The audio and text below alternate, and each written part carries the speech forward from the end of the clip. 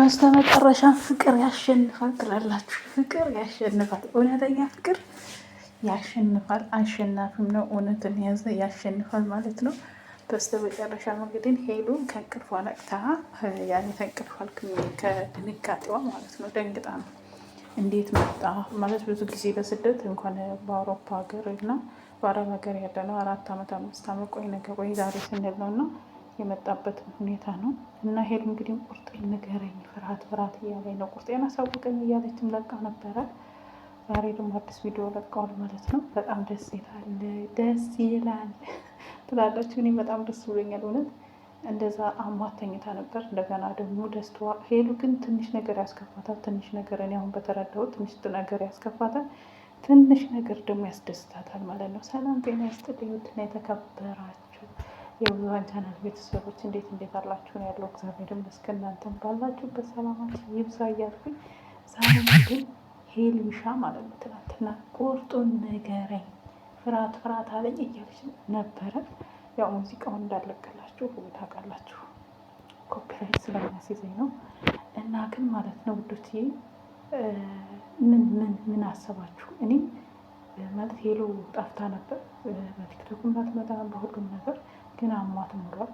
ሆኖም ግን እግዚአብሔር ይመስገን ደስታዋ ተመልሷል። አሁንም ደግሞ እጥፍ ድርብ ነፃነት ያለኝ ሁሉ ነገሬ እንዴት አስታውሰኸኝ ታውቃለህ ወይ ምናምን እያለች ነበር። አይታችሁት ከሆነ እንዴት አላስታወሰሽም ብሎ ናቲ ስሩ እስከሚገታተር ድረስ ነው ትናንትና ያለቀሰው። ታስታውሳለች። ስሩ እስከሚገታተር እንባውን መቆጣጠር። በነገራችን ላይ እኮ ናቲ በደንብ ያስታውቅበታል።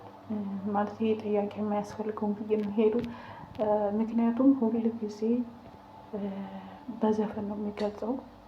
ብዙ ጊዜ ደግሞ ጓደኞቹ ራሱ በፍራንክ መልክ እያረጉት ስለሷ ብዙ ነገር እንትን ብሏል። ገባችሁ? ደግሞ ብዙ አመት እኮ በፍቅር አሳልፏል። እኔ በፍቅር ራሱ ጊዜ በጣም ደስ የሚል ጊዜ ነፃነት ያለው ጊዜ ነበራቸው እና የሚረሳ ጊዜ አይደለም። ቪዲዮም አላቸው። ያ የሚረሳ ቪዲዮ ባይኖረ ራሱ የሚረሳ ጊዜ አይደለም ብዬ ነው የማስበው።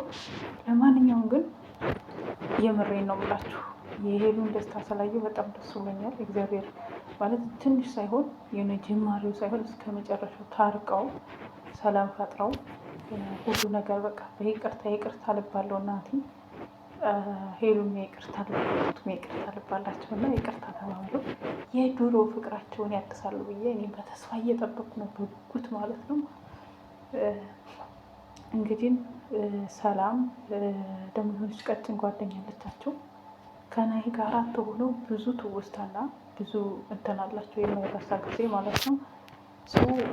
አሁን ናሂ እንዳየሁት ከሆነ ሄሉም አሁን ማለት እኔ ነኝ አንቺ ነሽ ያጠፋሽው ምንም ለምትወዱ ሰው ብዙ ነገር ማድረግ ትችላላችሁ እና በይቅርታ ተባብለው እርግጠኛ ነኝ ታርቀው የሆነ ነገር እንሰማለን ብዬ ነው የማስበው።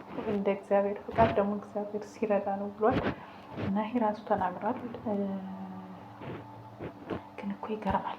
ግን አይገርማችሁም? አስባችሁ ታውቃላችሁ? እንኳን ሄሉ እኛ ራሱ ማለት ነው እኔ ለራሴ ድንጋጤ ውስጥ ያለሁት እና ታስቡትም እንደዚህ አይነት ነገር ይሄ ማለት ሄሉ ሌላ ህይወት ጀምራ ከዛ ተለያይታ ሳይሆን ሲቀር ደግሞ ቶሎ በተለያየችበት ሌላ ምንትን ሳትል መንጣቱ እኔ በጣም ደስ ያለ። ምክንያቱም ብቻ እንዴት ልበላችሁ የሰው ደስታ በቃ የራሴ ደስታ ሆኖ ትናንትና ታውቃላችሁ፣ ትናንትና አስታውሳይ ግን ታውቃለህ ስትለው ማለት ነው ዓለም ያወቀው ነው ናቲ ከውስጡ አውጥቷት አያውቅም። የእውነት ለመናገር ማለት ነው ያለ ማጋነን ማለት ነው። ላያችሁ ላይም ቲክቶክም ላይ ሲለቅ በሙዚቃ በምናምን ከውስጡ አውጥቷት አያውቅም እና የሚወደድም ልጅ ነው። የምር ነው የምላችሁ በጣም ጥሩ አርቆ አሳቢ ልጅ ነው። ይሄ ጥያቄ ውስጥ አይገባም ብዬ ነው የማስበው። እኔ መጠየቁ አይከፋም እና ውዶቼ ማለት ነው። ለማንኛውም ግን ማለት ነው ሄሉ ከዛ ከነበረችበት የድሮ የልጅነቱ ተመልሶ ደስታቸው አብረው ሆነው ናቲም እኮ በቃ ያው የሰው ሀገር ስለሆነ ነው እንጂ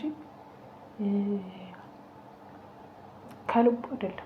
የምሬ ነው የምላችሁ፣ ከልቡ አልነበረም። ግን የሰው ሀገር ስለሆነ ምንም ማድረግ ስለማይቻል ማለት ይቅርታ እንኳን ተባብላችሁ እንዳትታረቁ ብዙ ነገር የሚገድባችሁ ነገር አለ አይደለም እንጂ ሄሉና ናቲ ተጣልተው የሚቀሩ ልጅ አልነበሩም ብዬ ነው የማስበው። አሁን ላይ ሳስበው ግን የያዘ ይዞ ነው። ግን ደግሞ ፈጣሪ ያስተካክሉ። የሆነ ምክንያት አለው ፈጣሪ እግዚአብሔር እኮ ማለት ነው በህይወታችሁ የሆነ ነገር ሊያስተካክልላችሁ ሲፈልግ ከእንትን ውስጥ ከድቅድቅ ጨለማ ውስጥ ያወጣችኋል። ታውቃላችሁ፣ ዋናው ለሰው ልጅ እምነት ነው። እምነት ካለ ባህርን ከፍሎ የሚያሻግር አምላክ ነው ያለን እና የምሬን ነው የምላችሁ። እኔ ጭራሽ ግን ውስጤ ናሂና ሄሉ ቢታረቁ እያልኩኝ ውስጤ ያስብ ነበርና ምክንያቱም የእሱ ፍላጎት ያስታውቃል። ጓደኞች ጋር ሲሆን ጓደኞቹ ምንትን ሲሉት ምን ሲሉት ኢብን ቀለበት አሰረ ሲባል ምን ነው አሁን ሄጅ እንዳሞራ ሄጅ በሱ ቦታ እኔ በሆን ብያለሁ ብሏል እኮ ናሂ ማለት ነው።